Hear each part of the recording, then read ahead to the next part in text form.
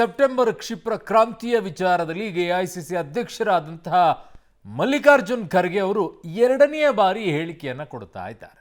ಹಿಂದೆಯೂ ಕೂಡ ಇದೇ ಹೇಳಿಕೆಯನ್ನು ಕೊಟ್ಟಿದ್ರು. ಆವಾಗಲೂ ಕೂಡ ಇದೇ ರೀತಿಯಾಗಿ ಕ್ರಾಂತಿಯ ವಿಚಾರ ಎಲ್ಲ ಮಾತನಾಡಿದ್ರು. ಅವರ ಮಾತಿಗೆ ಯಾರು ಬೆಲೆ ಕೊಡಲ್ವಾ ಅಂತ ಸ್ವಲ್ಪ ತಣ್ಣಗಾದಂಗೆ ಮಾಡಿ ಮತ್ತೆ ಬೆದ್ದೆಡ್ಬಿಡ್ತಾರ ಅಂತ. ರಾಜ್ಯದಲ್ಲಿ ಸೆಪ್ಟೆಂಬರ್ ಕ್ರಾಂತಿ ಹೇಳಿಕೆಯ ವಿಚಾರ ಕಾಂಗ್ರೆಸ್ ಹೈಕಮಾಂಡ್ ದೊಡ್ಡ ಸಂದೇಶವನ್ನು ಕೊಟ್ಟಿದೆ. ಏನು ದೊಡ್ಡ ಸಂದೇಶ ಆಗಿದೆ? ನಾಯಕತ್ವ ಬದಲಾವಣೆ ಹೈಕಮಾಂಡ್ಗೆ ಬಿಟ್ಟ ವಿಚಾರ. ಯಾರೂ ಕೂಡ ಇದನ್ನು ಊಹೆ ಮಾಡಲು ಸಾಧ್ಯವಿಲ್ಲ.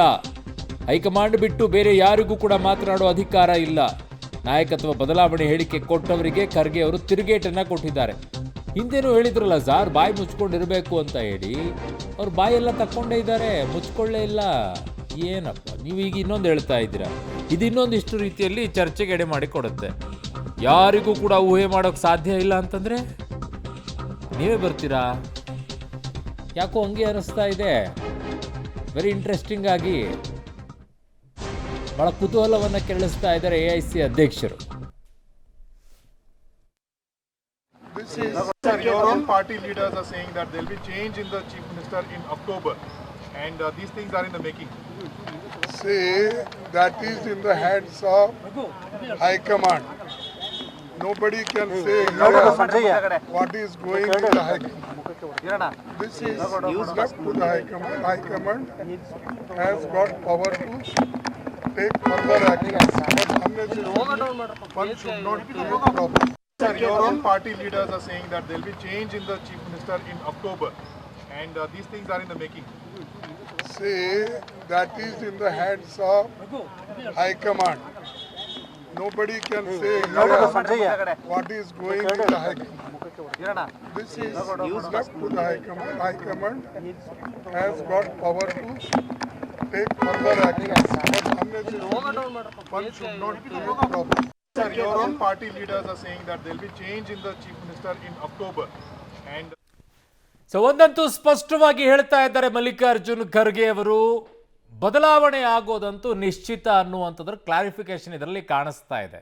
ನನ್ನ ಸಹೋದ್ಯೋಗಿ ಪೊಲಿಟಿಕಲ್ ಬ್ಯೂರೋ ಹೆಡ್ ಆಗಿರುವಂಥ ರವೀಶಿಂದ ಮಾಹಿತಿಯನ್ನು ಪಡ್ಕೊಳ್ಳೋಣ. ರವೀಶ್, ಈ ವಿಚಾರದಲ್ಲಿ ಮಾನ್ಯ ಮಲ್ಲಿಕಾರ್ಜುನ್ ಖರ್ಗೆ ಅವರು ಹೇಳ್ತಾ ಇರುವಂಥ ವಿಚಾರವನ್ನು ಕೇಳಿಸಿಕೊಳ್ತಾ ಇದ್ರೆ, ಅವರ ಮಾತುಗಳನ್ನು ಕೇಳಿಸಿಕೊಳ್ತಾ ಇದ್ರೆ, ಬದಲಾವಣೆ ಆಗುತ್ತೆ, ಆಗಲ್ಲ ಅಂತವ್ರು ಎಲ್ಲೂ ಕೂಡ ಅದನ್ನು ತಳ್ಳಿ ಹಾಕ್ತಾ ಇಲ್ಲ. ಬದಲಾವಣೆ ಆಗುತ್ತೆ, ಬಟ್ ಯಾರೂ ಕೂಡ ಊಹೆ ಮಾಡದೇ ಇರೋ ರೀತಿಯಲ್ಲಿ ಇದೆ. ಅದೆಲ್ಲವೂ ಕೂಡ ಹೈಕಮಾಂಡ್ನ ಕೈಯಲ್ಲಿದೆ ಅಂತ ಹೇಳ್ತಾ ಇದ್ದಾರೆ. ಅಂದ್ರೆ ಕ್ರಾಂತಿ ಅಂತೂ ಸ್ಪಷ್ಟವಾಗಿದೆ ಸೆಪ್ಟೆಂಬರ್ನಲ್ಲಿ ಅಂತ. ನಿಶ್ಚಿತನ ಹಾಗಿದ್ದಾಗ ರವೀಶ್?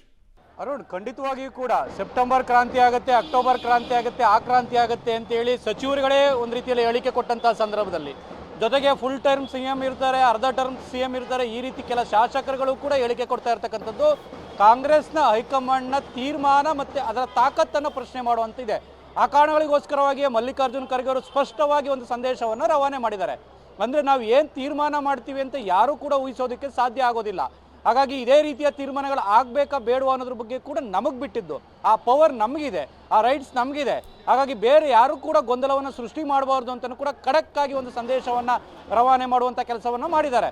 ಯಾಕೆಂದರೆ ಪದೇ ಪದೇ ಇದು ಒಂದು ದಿನ ಎರಡು ದಿನದಲ್ಲ, ಕಳೆದ ಸರ್ಕಾರ ಅಸ್ತಿತ್ವಕ್ಕೆ ಬಂದ 6 ತಿಂಗಳ ಬಳಿಕವೂ ಕೂಡ ಈ ಒಂದು ಪವರ್ ಶೇರ್ ವಿಚಾರದಲ್ಲಿ ಹಂಗಾಗಿದೆ, ಈ ಒಪ್ಪಂದ ಆಗಿದೆ, ಎರಡೂವರೆ ವರ್ಷ ಒಪ್ಪಂದ ಆಗಿದೆ, ಈ ರೀತಿಯ ಹೇಳಿಕೆಗಳಿಂದ ಪದೇ ಪದೇ ಆ ಒಂದು ಮುಖ್ಯಮಂತ್ರಿ ಸ್ಥಾನದ ಅಸ್ಥಿರತೆ ಬಗ್ಗೆ ಕೂಡ ಒಂದು ರೀತಿಯಲ್ಲಿ ಗೊಂದಲ ಮನೆ ಮಾಡಿರ್ತಕ್ಕಂಥದ್ದು. ಹಾಗಾಗಿ ಸಹಜವಾಗಿ ಇದು ಹೈಕಮಾಂಡ್ಗೆ ದೊಡ್ಡ ತಲೆನೋವಾಗಿ ಪರಿಣಮಿಸಿರ್ತಕ್ಕಂಥದ್ದು. ಈ ನಡುವೆ DK ಶಿವಕುಮಾರ್ ಮತ್ತು ಸಿದ್ದರಾಮಯ್ಯ ಇವರಿಬ್ಬರನ್ನು ನೋಡಿದಂಥ ಸಂದರ್ಭದಲ್ಲಿ ಒಬ್ಬರನ್ನು ಬಿಟ್ಟು ಇನ್ನೊಬ್ಬರನ್ನ ಬಿಟ್ಟು ಒಂದು ರೀತಿಯಲ್ಲಿ ಅಧಿಕಾರವನ್ನು ನಡೆಸೋದಕ್ಕಾಗೋದಿಲ್ಲ. ಕಾಂಗ್ರೆಸ್ನು ಕೂಡ ಅದಕ್ಕೆ ಹೈಕಮಾಂಡ್ ಕೂಡ ಅದನ್ನು ಅರಿತುಕೊಂಡಿದೆ. ಆ ಕಾರಣಗಳಿಗೋಸ್ಕರವಾಗಿ ಏನು ಸೂತ್ರ ಇರುತ್ತೆ, ನಾವೇನಾದರೂ ಬದಲಾವಣೆ ಮಾಡಬೇಕು ಅಂತ ಡಿಸೈಡ್ ಮಾಡಿದ್ರೆ ಆ ಕೆಲಸವನ್ನು ನಾವು ಮಾಡ್ತೇವೆ.